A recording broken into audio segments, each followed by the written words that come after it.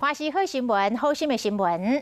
有一对住伫南投的家弟仔，细汉的时阵家境无好，两家弟仔逐工3顿只会当食100块。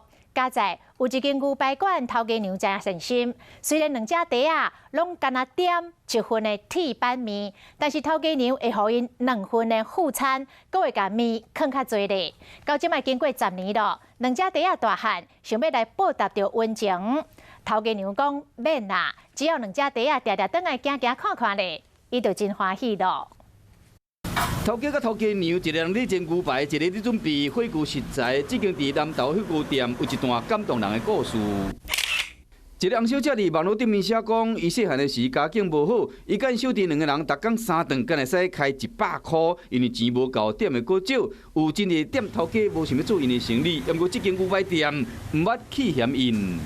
知道我们状况不是很好的样子，老板娘反而给我们更多，而且他面量好像有增加。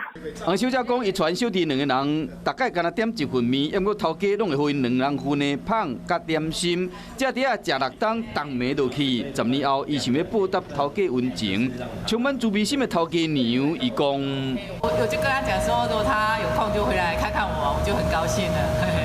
对啊，因为有时候看之前都很小，现在都已经长大了，然后变帅哥美女，我就觉得很高兴了。